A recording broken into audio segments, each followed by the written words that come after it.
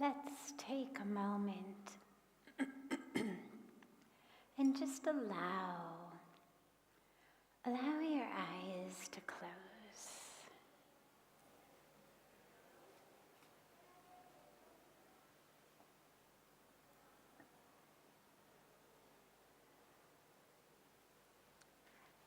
And just allow yourself to settle gently into the self.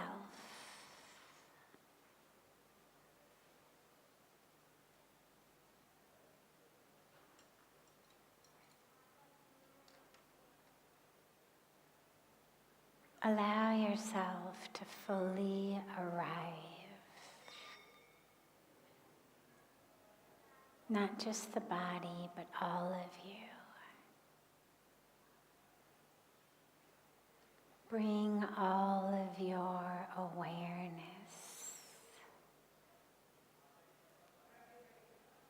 all of your presence, all of the love of your heart. Bring it all here into this moment.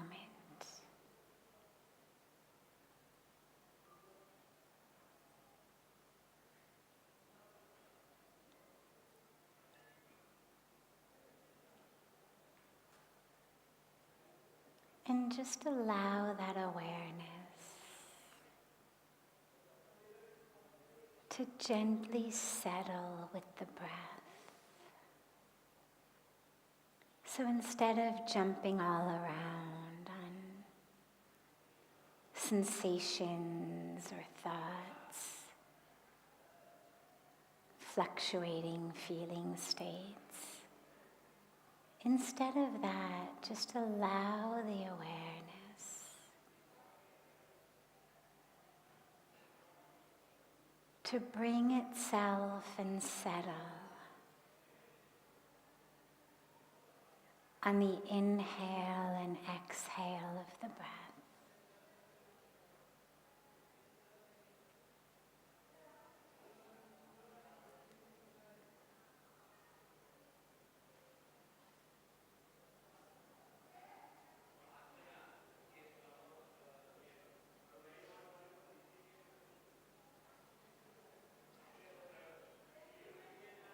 Try to see how much subtlety of awareness you can bring to the inhalations and the exhalations.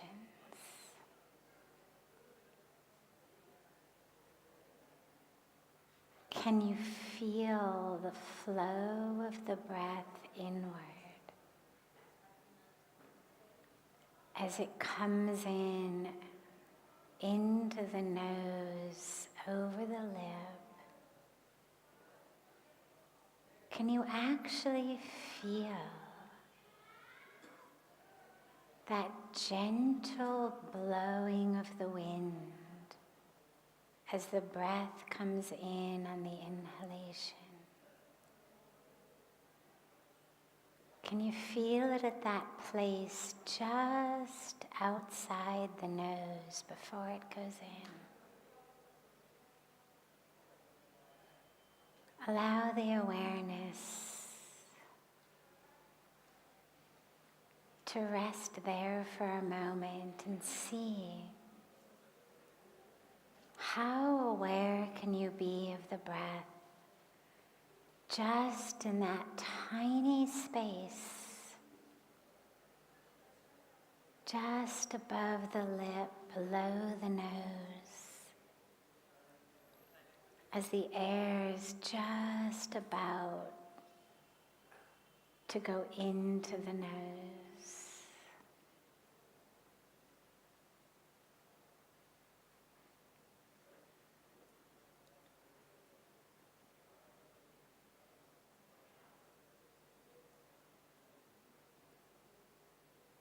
And then see if you can bring that same quality of sharp but gentle awareness to every moment of the inhalation as it flows in through you.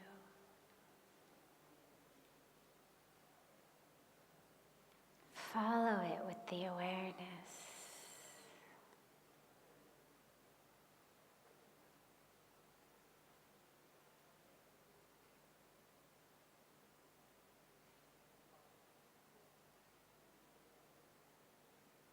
Notice if there are places that feel tight, constricted. Places where the breath doesn't seem to flow very easily. And don't judge them, don't try to fix it. Just hold that place in your loving, gentle awareness. Hold it tenderly and see whether simply the presence of your awareness causes it to shift. Does it loosen?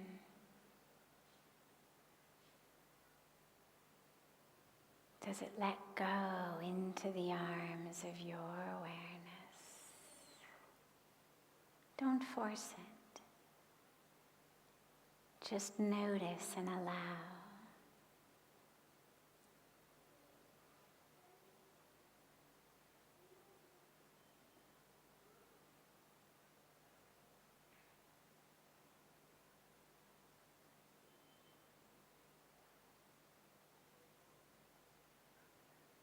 And on the exhalations,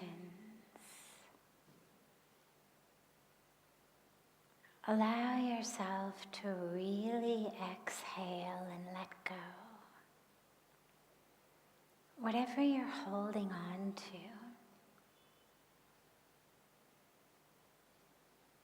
some grudge, some expectation that's as yet unfulfilled, some attachment, some false sense of the self, some identity that you tell yourself about yourself. As you exhale, just exhale and let them go out into the universe.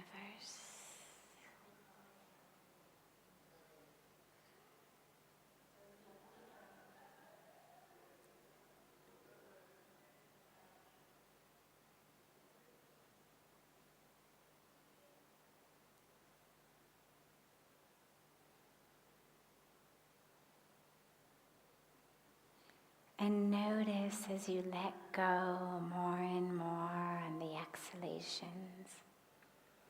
Notice how you can sink deeper and deeper into a state, a place within the self that is spacious, that is vast, that is infinite.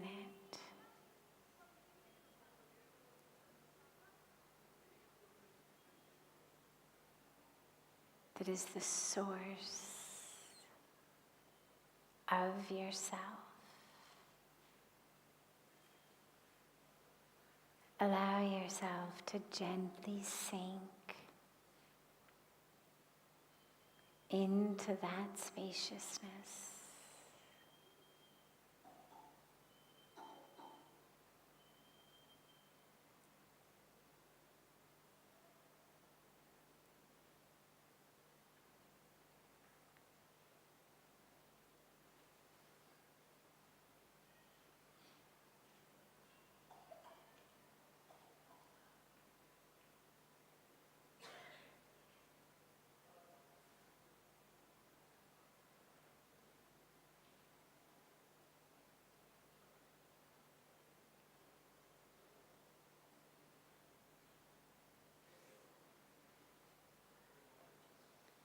slowly and gently, bring your palms together at chest level and rub them gently against each other.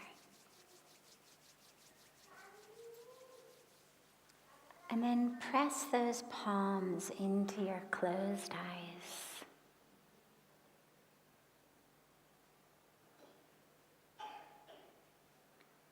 Slowly open the eyes and lower the hands.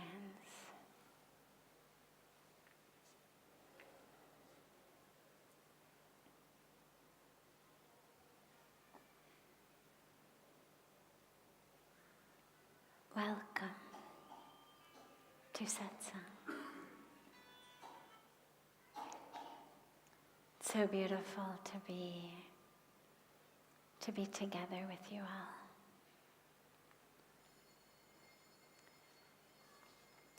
Beginning as usual with a question that comes from our global family. We'll then open it up to any question that anyone here might have.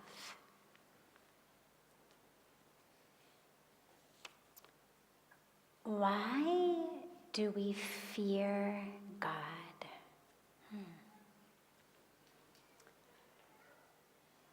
We shouldn't fear God.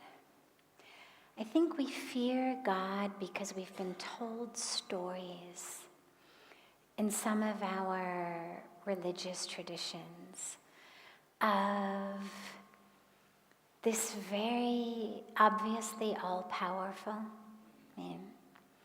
regardless of what your religion might be, one of the indisputable facts about God is that God is all-powerful. That's what makes God God. It's that God is omnipotent. God is omniscient, all-knowing. And I think a lot of us are taught, sadly, in our religious traditions that power, that energy is somehow punitive, that somehow it's there to punish us. I think it's a way, honestly, that a lot of our cultures, in our families, in our schools, in our societies, I think it's a way that over the last thousands of years, it's not a new thing, have been utilized to kind of keep us in line. You better eat all your vegetables or God is going to punish you. You better be quiet and do your homework or God is going to punish you. Right? We're taught these things from the time that we're young. I think because our parents, our teachers, the leaders in society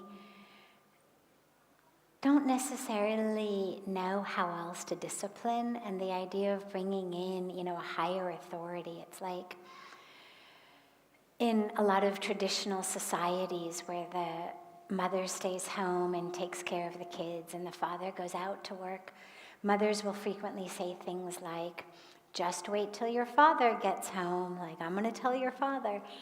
And I think that there's always this sense of another authority who's going to come and punish you. And so the mom thinks, well, the kid's not listening to me, all right, I'm going to put the fear of her father in her. Now they're not listening to mother or father, well, all right, we'll put the fear of God in them. But I think it's actually a disservice because God is nothing to be feared. Do bad things happen? Absolutely. But that's much more the laws of nature than God sitting on some cloud in some part of heaven making decisions. The law of karma is science. If I walk off of a building, I'm going to fall to the ground and go splat on the ground. Not because God has punished me, but because there's this thing called gravity.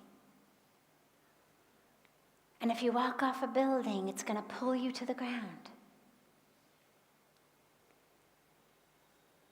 If you plant an apple seed, you're going to get an apple tree. Law of nature. And karma is just another aspect of this law of nature. It's not about God being punitive or playing favorites or, giving out rewards and punishments. God is that infinite spirit that isn't separate from us. If we fear God, we fear ourselves. We are not separate from God. God's not some being sitting separate from us, judging our deeds, who's going to punish us, hurt us, or reward us. God is within us and within all. And yes, again, based on how I treat the divine in all, that's what I'm going to receive. But that's not because of God being this being to fear. It's an energy, a spirit, oneness, all power.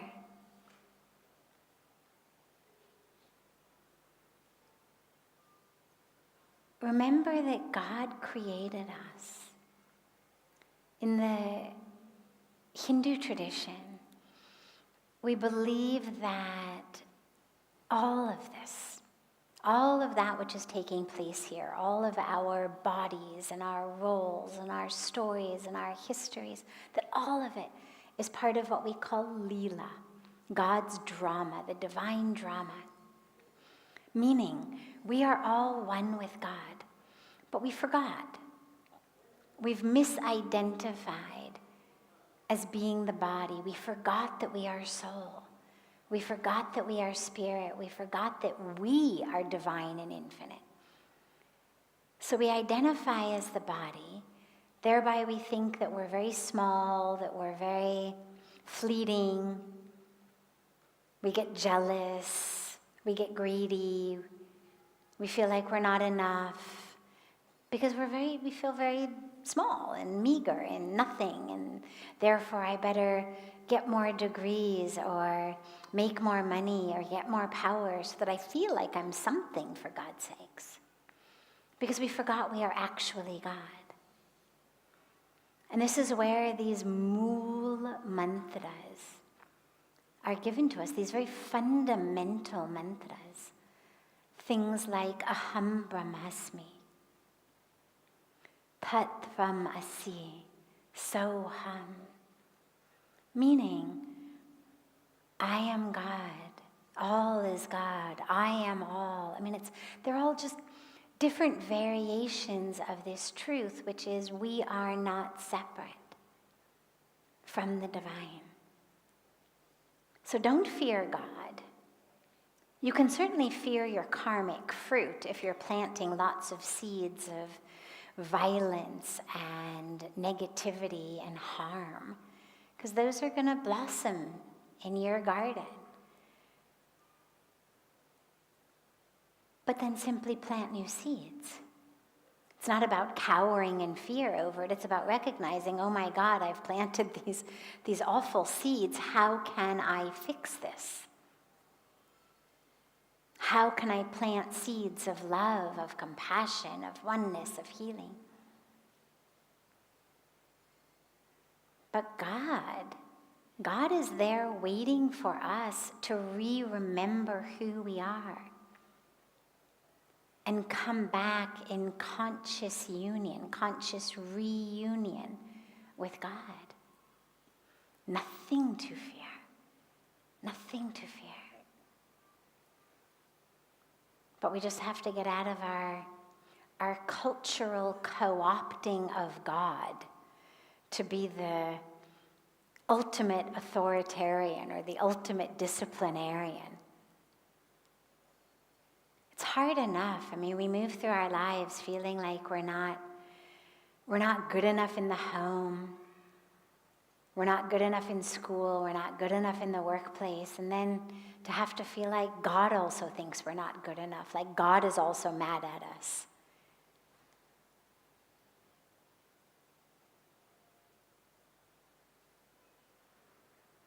The only thing that God wants of us is to remember who we are and to come back to God.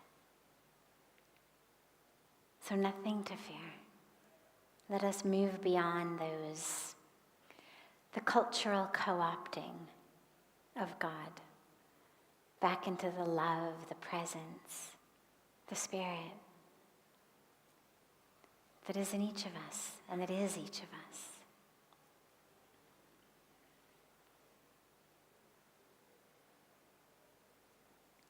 Questions? Yes.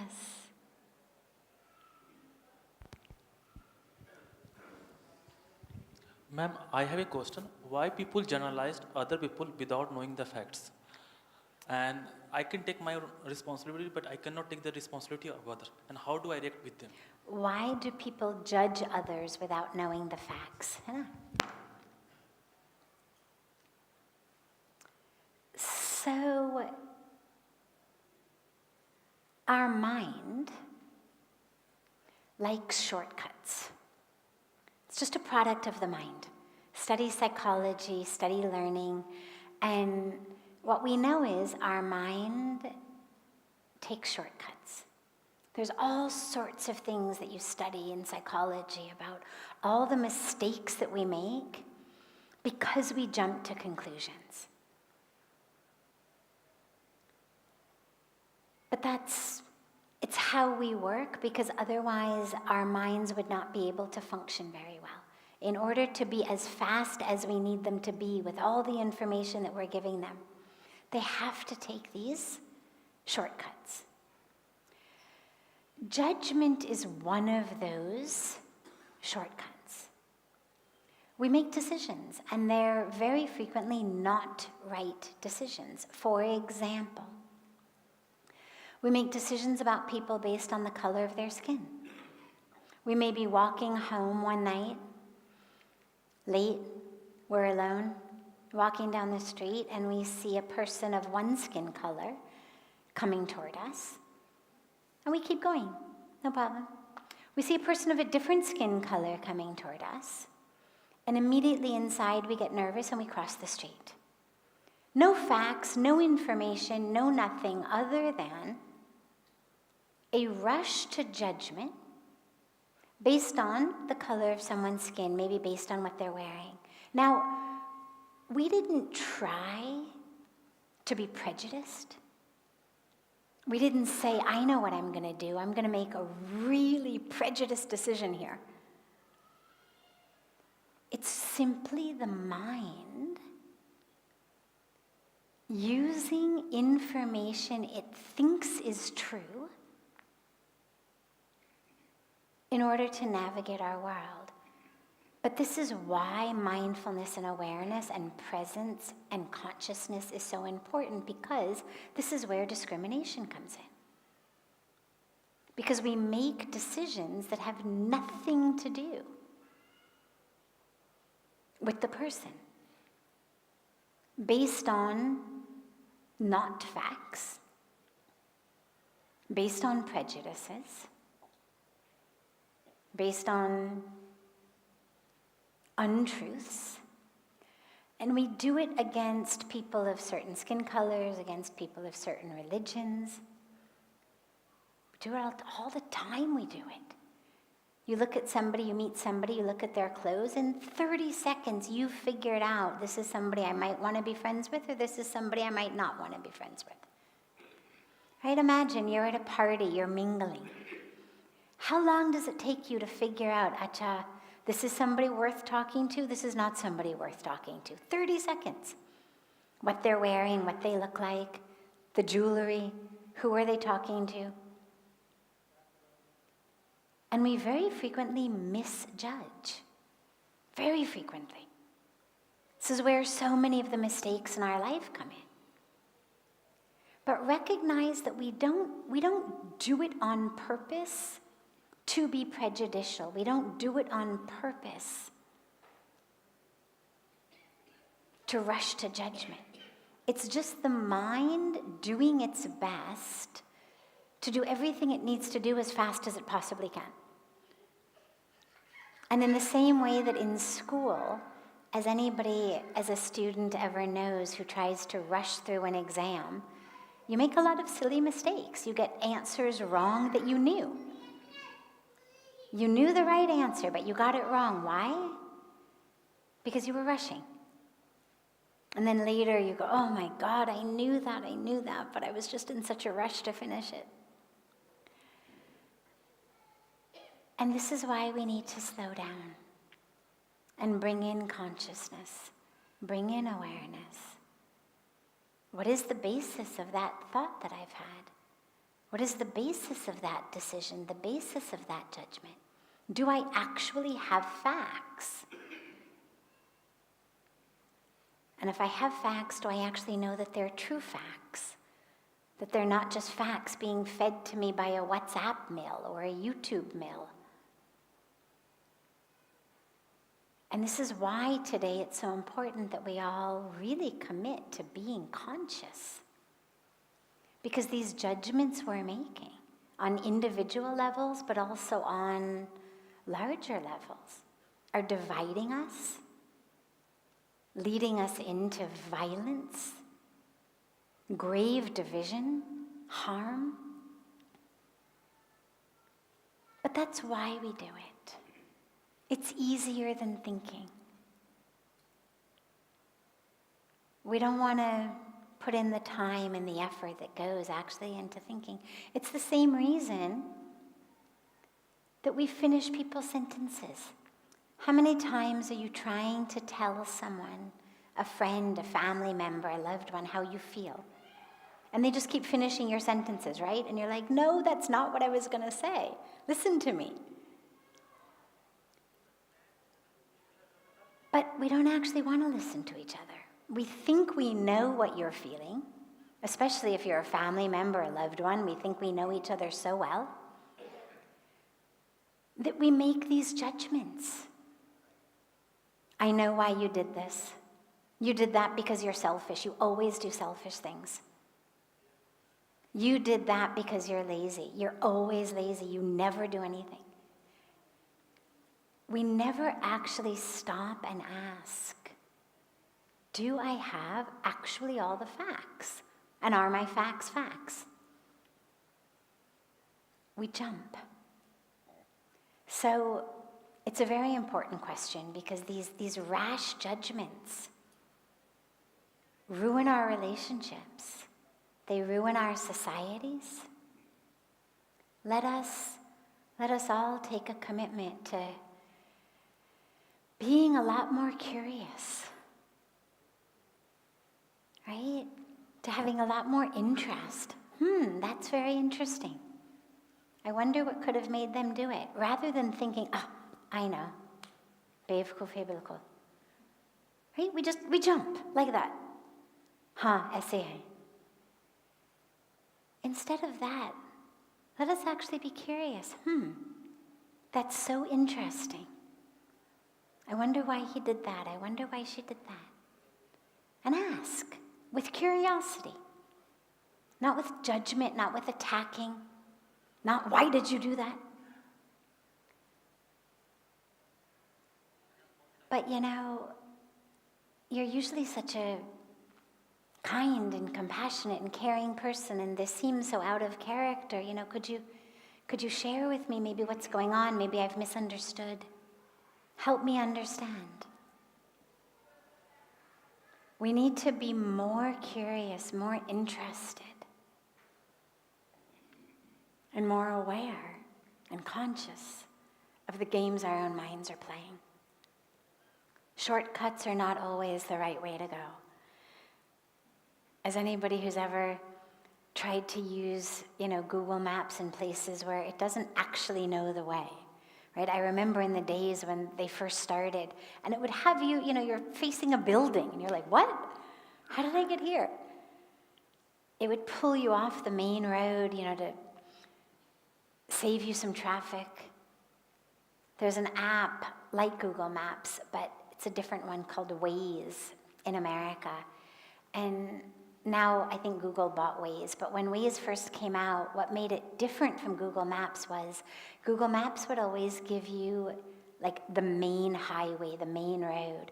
And Waze was always trying to save you 5 seconds here, 10 seconds there by taking you off here, and you'd go around these tiny little small streets.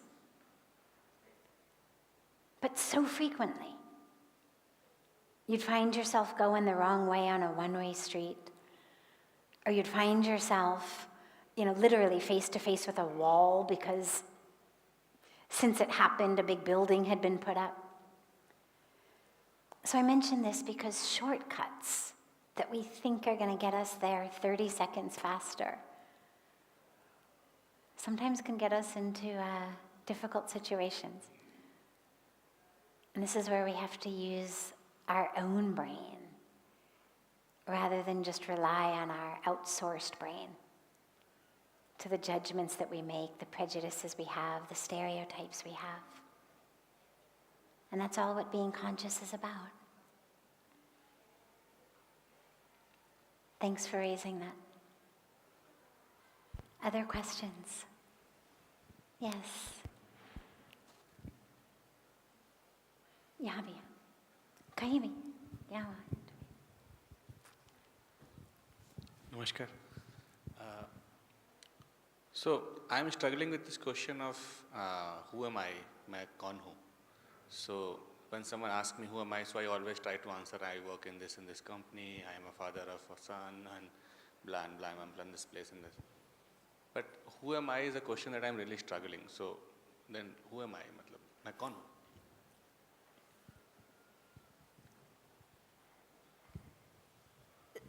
So who am I is the quintessential question of what we call Gyan Yoga. So there's different paths of yoga. In the Bhagavad Gita, Krishna speaks of 3 main paths. Karma Yoga, path of action.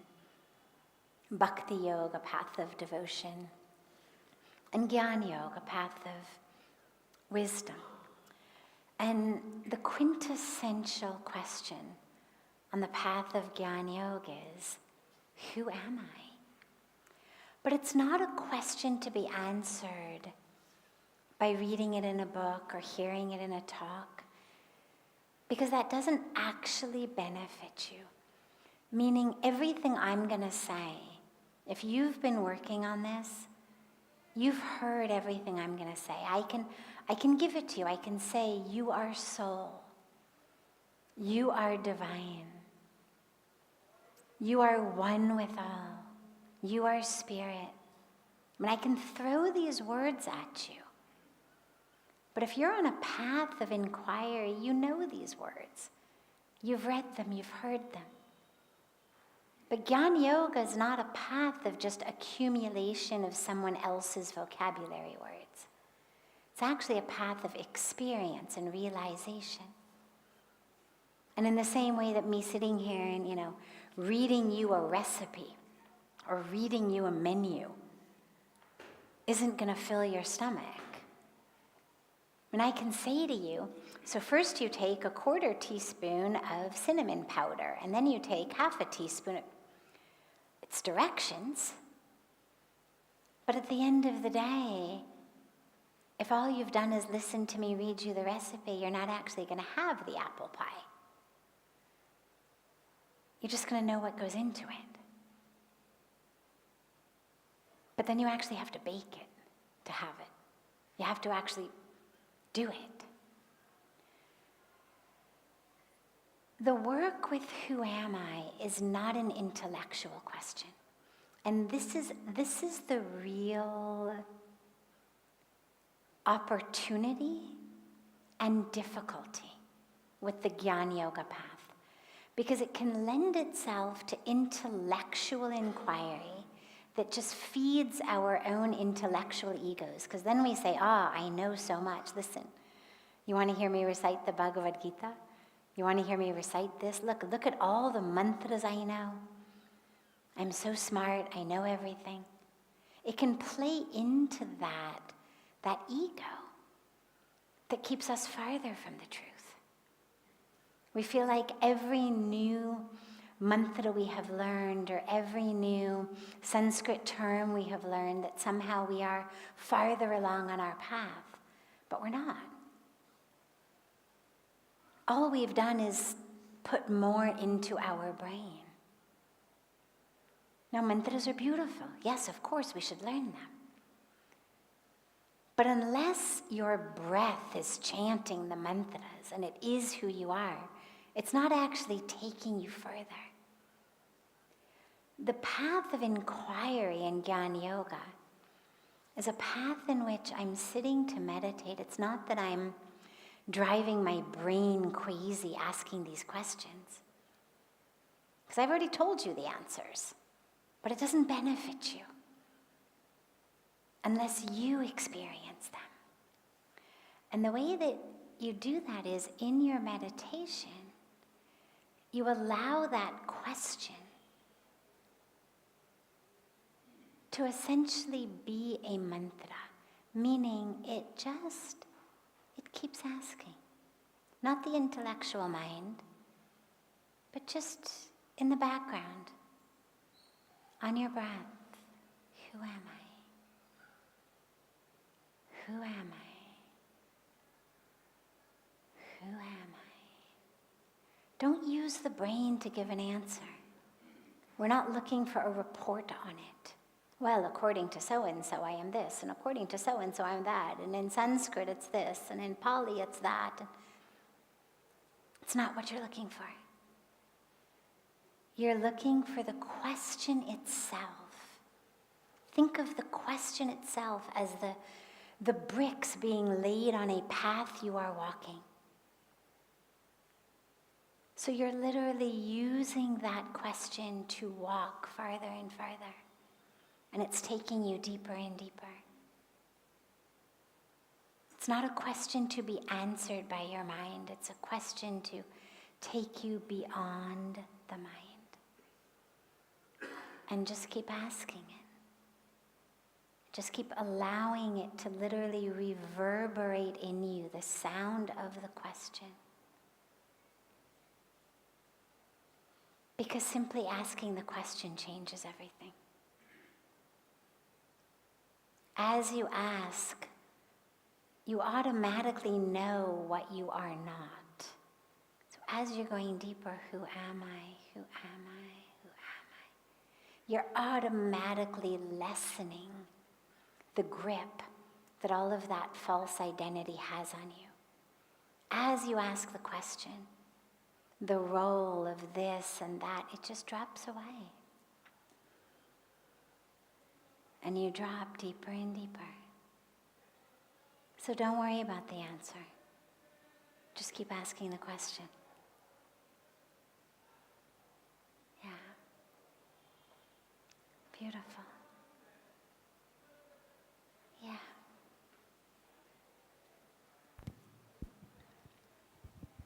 Pranam, Hare Krishna. So my question is, why bad things or bad experiences happens with good people?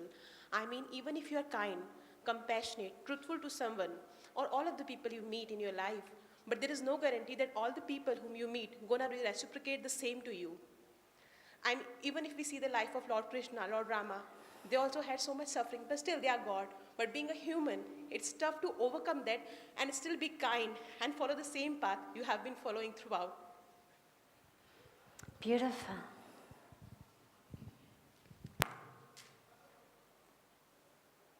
So expectations are a really sticky place on a spiritual path because on the one hand, we couldn't live without expectations. If I don't expect that the architects who built this hall did so with intelligence and that the roof is not going to fall on us, I couldn't sit here nearly so peacefully and calmly. If I didn't expect that my loved ones were all still going to be alive and healthy when I wake up in the morning, or that I was still going to be alive and healthy in the morning, it would be really hard to go to sleep at night. If I couldn't expect that my house wasn't going to burn down overnight, it would be really hard to go to sleep. So we have to have expectations. And in the same way, when you are in relationship, we have to have expectations on some level that you are going to not betray me, not abuse me, that if I tell you my deepest secret, that you're not going to publish it on the front page of the newspaper or send it to everybody by WhatsApp. There has to be that level of expectation. Otherwise, I would never open up. I would never trust. And if I don't trust, if I don't open my heart, then I miss out on life. Then I live in a jail cell. So if I'm going to open my heart and love and trust, I have to have an expectation that you are going to take care of that. Like if I say to you, if I hand you something that, let's say this is something very precious. Let's say we go down to Ganga, let's say, and I'm going to go for Ganga Snan, and maybe I'm wearing a really expensive watch, and maybe it's a family heirloom. And I take it off and I say, hey, could you hold this for me while I have Ganga Snan? Well, I have to have enough of an expectation that you're not going to run away and steal it while I'm having my Ganga bath. Or that you're not going to take it and smash it on the ground and break it before I can get out. So we need to have expectations in order to be able to live. And we need to have a very, very light grip on those expectations. Most of us, we have an expectation and it's like we've got it in a death grip. You better be exactly the way I think you should be. Because see, I've got my death grip on you, and if not, I'm going to die. It has to be a very light grip because so frequently the world does not go according to our expectation. And it's like if our expectation is sinking, you need to have a light enough grip on it that you don't sink with it. If I'm grabbing onto it, well then if my expectation sinks, what I expected of someone, if they sink in their character, in their honesty, in their compassion, in their truthfulness, in their loyalty, well if they sink, and I'm totally stuck with how they were supposed to be and I've grabbed on, well then I sink also. So my grip on that expectation has to be very light. I have it, but the moment I realize it's not being fulfilled, I need to let it go. And you mention about Bhagwan Ram and Bhagwan Krishna, and these are examples I actually use all the time because what they teach us is not only being good doesn't mean that bad things won't happen. But even being God doesn't mean bad things won't happen. I mean, who are you, God ke samne? Right? I mean, we think, my God, I was so good, I was so nice, I was so kind. How did this happen? But then we've got these beautiful epics of what happens when God comes on earth to remind us, oh, you think you're a good person? Well, how do you compare to Bhagwan Ram? You're that good? Obviously, none of us are. I mean, that's the whole point. But even so, when you think God is coming on earth in human form, surely God could come in any form that God wants. God could design any karmic package that God wanted. I mean, it's God after all. Why do we have over and over and over again in the stories of the divine in form struggle I think, to remind us that this is a package deal of taking on a human form. There will be jealousy, there will be ego, there will be ignorance, there will be betrayal, there will be this. And even when you are God on earth, there will be struggle. People will try to harm you, people will try to kill you, people will banish you, people will do everything. And so it's a reminder to us that it's not tit for tat. It's not how the world works. I mean, think about it. Let's say you were walking down the street and there was a dog, okay? And you went, oh, and you lovingly pet the dog, okay? And the dog bit you and took a chunk out of your arm, okay? Now, you'd say, my God, I was just being nice, I was being loving, this dog. But if you find out that the dog has rabies, what we would call a mad dog, well, then you would just say, basically, it's just my bad luck. Like, I pet the wrong dog. Because we understand that dog is sick. Mad dog doesn't mean it's got something, genetically wrong. It means it's got rabies. It's got a disease due to which it bites, it's violent, it's unpredictable. Well, the same thing is true with people. When people harm us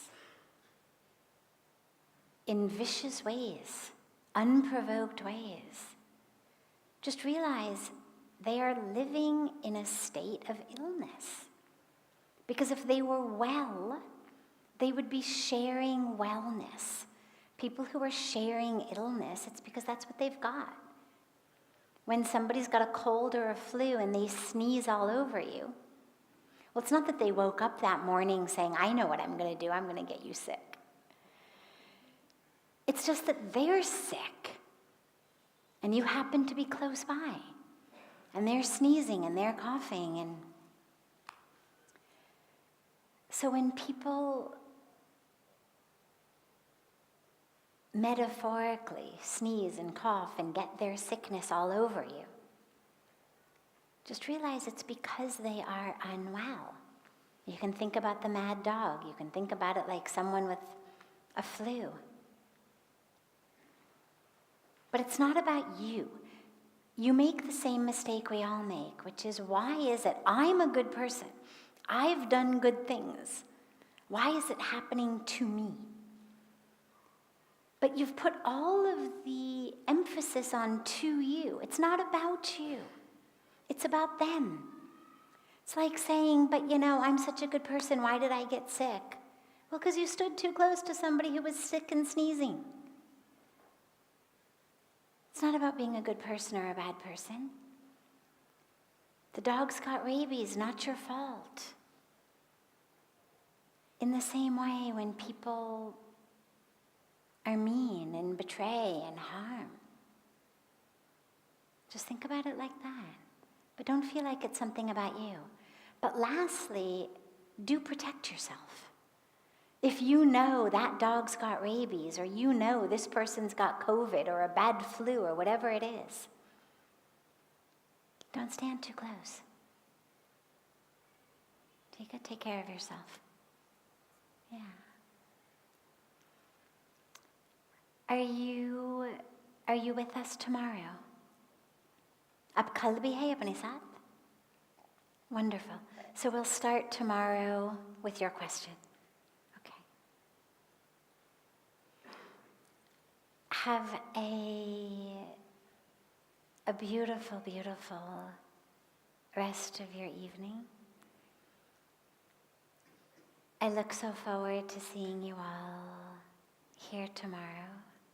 We'll start with your question. And a beautiful morning and day to our family joining us from all over the world through our gift of technology. And so much love to all of you.